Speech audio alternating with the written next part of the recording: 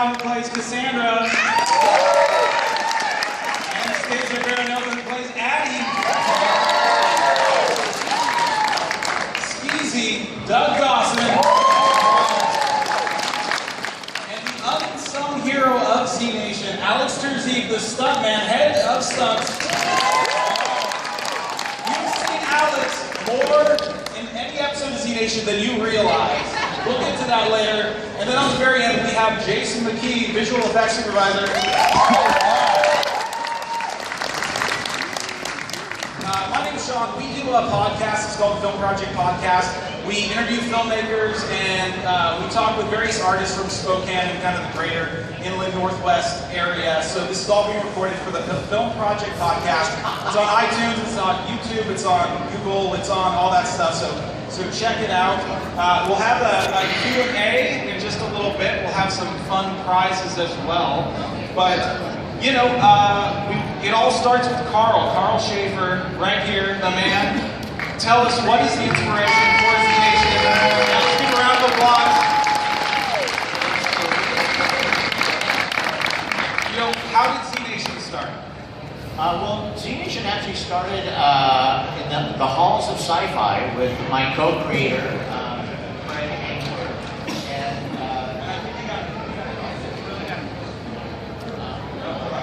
no, just in case, use this one. All right. Can you hear me now? Oh, yeah. It started at Sci-Fi with Craig Angler, who was an executive there, and they realized they wanted to make a zombie television series, but knew that we had to make it something very, very different from The Walking Dead. There was already a great zombie series out there. And then he was connected with me as sort of the writer, creator of the pilot, and together we came up with the characters in the story and the adventures of, you know, Murphy and Warren and Doc and Mac and Addie and Cassandra and everyone else that we meet along the way. And our inspiration was just sort of, you know, zombie lore and Americana, and just how crazy a trip across America would be during the zombie apocalypse. And the main thing we wanted to do was put the fun back in zombies and make a show that was as crazy and out there and going for laughs, that the audience would feel like that's the kind of zombie show they would make if they were making a zombie show. And you know, one of the things I've told the whole crew, and I think you'll see from everybody up here, is we want the show to look like the people making it are having a great time. And if that comes through, that, you know, we're kidding, and the people that are making the show are laughing, you'll be having a good time too, and the audience will respond to that. And it seems to be working so far. So that's how we came to Znation. So, if you guys are, I guess we all watched season 1. It ends quite dramatically, obviously. What is, you know, without spoiling anything, what is ahead with season 2, going into season 2?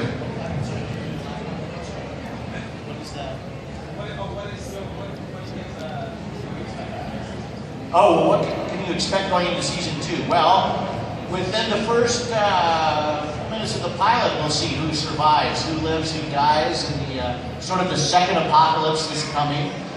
If the first season was about society trying to rebuild itself, and every week they were running into a different group of people trying to rebuild society, I think this season humans can sort of see the end coming, and that we might not win in the battle with the zombies. And everyone's looking for the cure, and you're going to see a lot more desperate humans, a lot crazier situations, and lots of different zombie mutations this season. Well, that goes into Keith, you're our star of the show. With everything that happened with Keith during season 1, is Murphy redeemable? And as you play him, you know, he's done some terrible things. Are we going to continue to see him do terrible things? What's next for Murphy? Yeah, go ahead. Define. I think it's the episode where he let the zombie into the apartment building. All right. There's something wrong with it. I don't think Murphy's a terrible guy. Quite frankly. But when you look at it from my point of view, Murphy's doing the best he can in a really bad situation, and which you put me in, by the way. But you know, I think when I look at Murphy's character, he makes hard decisions, and they're not popular decisions, and they're not often kind decisions, and they're not the politically correct decisions. But really, he's doing the best he can in a really horrible, horrible world to get through it. And in the end, if he doesn't survive, humanity doesn't survive. And so he has to survive. And so he comes off as maybe being a little selfish, maybe, you know, maybe doing, you know, unjust things. But I think in the end, you know, if people would have listened to him in the first place, they would have been better off to begin with. I told him not to go back for that baby. I told him to leave the baby. They didn't listen to me. You know, so I don't know that Murphy necessarily needs to be redeemed. I think he's doing the best he can in a really horrible situation. Very good, very good. So we'll go down to Doc as Russell. So the character of Doc is the heart of the show. I think I see a lot of people saying that. How do you feel any pressure with that being the heart and also kind of the comedic element of the show? What kind of pressure do you have with that? First, I just want to say, hey, Spokane. We really love working here. We love you guys. It's a whole new world coming back for season 2, and it's just great to get all the support and all the love that we're getting from everybody out there. So, you know, Doc just, I guess he's the heart of the show. I don't know. He kind of gets along with everybody. I think he has a lot of compassion for Murphy. That could have easily been him. I'm sure he probably did a little jail time, maybe. Yeah, and I get to have some funny moments. It's always fun. Spoiler alert: Doc lives. So there you go. We don't know for how long, but I'm here. Awesome. So Passay, we'll go down to you next. So going into season 1 and where your character ended at the end, at what point did you know where your character arc was going? For spoiler alert, Cassandra gets bitten in the last episode. Right. So how did that process go through, you know, the creative process of that, working with the writers? When did you know that was going to happen, and what's next for Cassandra? That feels like so long ago, to be quite honest with you. That mic sucks. Here, take this one. Hello. Does that work? Yeah. Okay.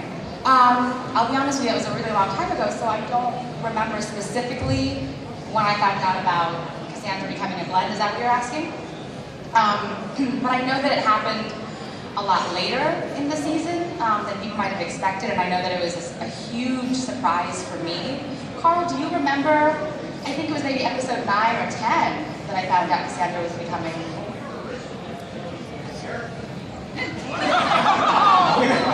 We were originally going to kill your character a lot earlier, and then like once you were in the part and in the role and part of the cast and everything, we just decided we needed to keep you alive. It was like, well, okay, now we've got ourselves into this box here. We have to get out there. She's a hottie. That's not to say you're safe for very long. Yeah, no, I mean, the one thing you can count on this show is like, as soon as you think you've got us figured out, we're going to do just the exact opposite of that. And we love messing with the audience. So, yeah, no, I think it was just that, you know, with all of these roles, you write them, you know, in a vacuum before you've met any of the actors. And then once the actors show up, they just become those people in your mind. And it, you know, this show, just the way it was made and how quickly it was made and coming here to Spokane and everything, it became kind of this living organism that made its own decisions as we went forward. And that was just, keeping your character alive was just the way the show evolved once we were all up here and in these situations. It's a very good decision. Yes. It's the best decision ever. So to answer your question, I didn't find out about that arc until much later in the season. And I just rolled with it, I think. And I had a really good time, and I'm loving it, and I can't wait for you guys to see Cassandra in season 2. It's a very good tease. Very If good she tease. survives. Yeah.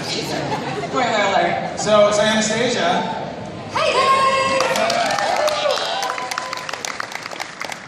so did you get the grief from the decision your character made leaving Mac? I did! Like a lot. I've been to a couple conventions in this past month, and people will come up all the time and be like, why would you do that? I'm like, because I needed a nap, and they had carrots. Why would I? I was tired. But then, you know, it's weird in a conversation with people, and they're like, but you understood, right? And they'd be like, but why did you leave? So yeah, man, a lot of people got pretty more upset than I imagined that they would. But no credible threats. What? No credible threats. It was all in fun. I mean, I have a Z-Wacker. I don't think people are gonna come at me, you know. I can handle myself. And has everybody seen her cosplayer? Where's her cosplayer? Gabby, where are you? Can we bring her? Yeah, come on up, please. Come on up. It's like a functioning Z-Wacker too, so please be careful. We got a special surprise for her. You should Yeah. give this to Anastasia. It is a season 1 set of Znation for our Anna cosplayer. Thank you very much for coming out. You need to get a little blood on that thing. It's actually, it's pretty tough. I think it's tougher than like the It's a real Z. No, that's an actual bat. Yeah, this one's a real bat. Anastasia had our stunts guy inspected too. Yeah, right, yeah. Alex, you're all safe. Or not. So going down the line again, we got skis there, Doug. Hello. You showed up in the pilot. Did you know then that you'd be a reoccurring character? And will we see more of you in season 2 if we're able to say anything, if there's any spoilers that Carl will allow? No, actually showing up on episode 1, we did not know. It was supposed to just be Sketchy and Skeezy show up and go. And through filming episode 1, Carl came up and said, hey, we're thinking about bringing these guys back. Are you interested? And that's like, well, let me check my schedule, Carl. I'm not sure if I want to be a recurring role on a national television show. So no, we found out, you know, and then it was kind of a wait and see, and of course they brought us back for episode 7. I'm not sure if I can say if we come back in season 2. Okay, we come back in season 2. My agent's been like, you're not supposed to say anything. I'm like, oh, okay, well the executive I don't know producer if said it's it's fine. season 3, but that was another one of those organic things where, you know, it was 2 guys that just had a funny doc for his introduction, and when they all got on set, it was just so funny, and their characters were so indicative of the tone of the show that we decided to bring them back for the gun episode last season. And then they have a great, I'll give a little spoiler away, an adventure with 10K coming up this season. So it should be a lot of fun. Very cool. So, so down the line, Alex Tersey, like I said, the unsung hero.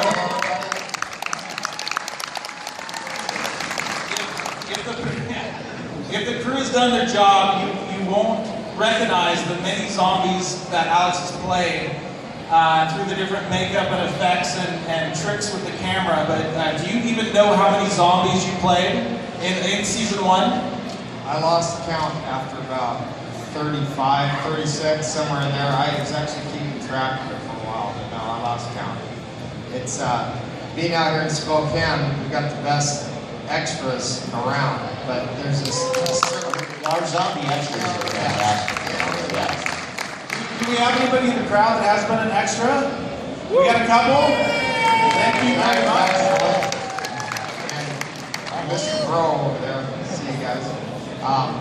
Yeah, they're the best extras by far, but there's still certain things that get thrown in at the last minute where, you know, it crosses the line into stunts, and so being way out here, I get done up in makeup and I get turned into a zombie at least once an episode. So it's, it makes me feel good to be able to do that for them, and I enjoy the show and I enjoy performing. Probably more than coordinating, so it's always good to do. But the cast has been doing their own stunts too, which normally Normally we would try and double them every time, but being up here in Washington, we haven't had a TV show in 20 years, I think. Everything went to Canada about 20 years ago. And so we don't have a big stunt community up here anymore. There's probably about 5 stunt people in Washington. So based on the athletic ability of the cast and what they're able to pull off, we've been pushing the limit a little bit with them on their stunts. They do a lot of their own stunts. And I know worst case scenario, Mr. Schaefer will just write a hover round into the script if something was to happen. So, I mean, I don't want to see that, but they've been doing their own stunts, just so, more than what I'd normally allow. So, there's some good stuff coming up this season, for sure. Well, you've got one zombie you played. How long was your makeup for that zombie? Like 6 hours? Yeah, like 6, 7 hours. This last zombie was 6 hours in makeup for me, 2 hours in wardrobe, another hour in makeup after wardrobe, and then touch-ups on set for probably half an hour or something. I didn't get any sympathy out of Murphy here because he's a different shade every day. So. Yeah, so we have some really spectacular zombies coming up this season that I think people are gonna enjoy. And for all the moms out there, Alex was also the stunt double for 50 Shades of Grey. I told him I would tell everybody that. They've been feeding me too well on the set of Znation. That's the only problem. This here is no, that's a guy called. Are you helping him? That's Blackhawk. He also helps people with their camera settings. So if anybody needs some help, he's there. Yeah, that's 50 Shades of Grey was my second favorite to Znation. I was only on 50 Shades of Grey for 6 days, and I was on Znation for 5 months last year. So this has really been a great thing for Washington, and I grew up around the movie industry in Seattle when we still made movies there, and I never thought we'd get a TV show back in Washington, so I got to thank Carl for that. Yeah, it's a big deal community. What a great place for having a really good time. And I can't really think of another place we could go that would double for the whole country.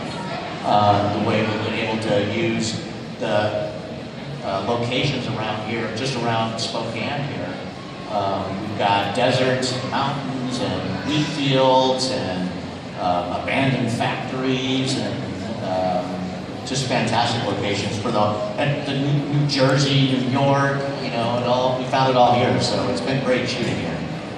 I told him the first time I pulled through town, if he just went down to Sprague, he could film zombies and fire the makeup crew.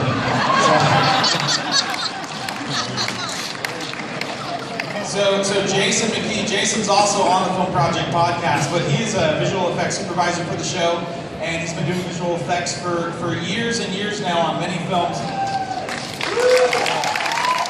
You remember the Liberty Bell?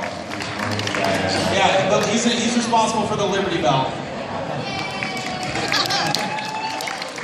So Jason, what has been the most fun effect to do for the show, and what has been the most challenging? And maybe they're the same effect. Well, I couldn't ask for a better show to get the opportunity. You gotta kiss the mic. Oh, yeah, all right. I couldn't ask for a better show to get the opportunity to do some of these crazy effects. It's always fun doing the half zombies pulling their guts along the ground and that kind of stuff. So Patient Zero was one that came together really, really surprisingly easily, I guess. So that one was a good one. The tornado was fun. We actually created a vortex machine that took dry ice and made it, and sucked it up from the ground up, and then it was only 3 feet tall or so. Then we flipped that around in post and composited that in, and then you get a tornado out of it. So, but I'd have to say the first big challenge of the season that I kind of had the most fun with right off the bat was the Liberty Bell. So, I mean, that was the big hurdle. That once we got past that, we're like, all right. So, very cool, very cool. So, if we can go down the line again, I guess you're starting with Keith. for as much as you can say, but where are you taking the characters in season 2, and did you have any say with the writers as far as, you know, it's a hit show now, you guys own these characters, is there a collaborative process with the writers? Do they come to you and bounce ideas off of you? Because at a certain point you're speaking, you've created the characters' language just as much as any of the writers have. Well, I have to say that Carl and the whole creative team on Znation have been very open to our ideas and input, which is new to me working on a show where they want to hear what your ideas are, what you think this character might do next, or what you would like to see the character do. So that's really refreshing to feel that we have some creative input on the show itself and the character. So that's amazing to me that they are so open to our input. It helps us be part of the whole creative process. I think for Murphy, for my character in season 2, one of the things that I think is interesting is that Murphy is coming into his own. He is really finding his own strength and power for the first time in many years, when he has been nothing but a victim and a prisoner, mostly in season 1. Now he's got something, some strength, and he's tired of taking other people's shit. So, so I think in this season, he's really much stronger, and so he does things that surprises the whole crew right off the bat. Well, even in the end of the in season 1, you know, he does things that many people are not gonna like. I'm telling you now, but again, you know, I think he's doing it because, one, he wants to live, he wants to survive, and he feels that now he feels a responsibility with the gift that he's been given. You know, he's a new breed of human, like nothing we've ever seen before, and I think he also he doesn't know what he can do, and so he's discovering it as he goes along, and I think that's part of the fun of the show as a whole, is that he doesn't know what's going to happen next. He doesn't know whose mind he can control or what's going to happen if he bites this person.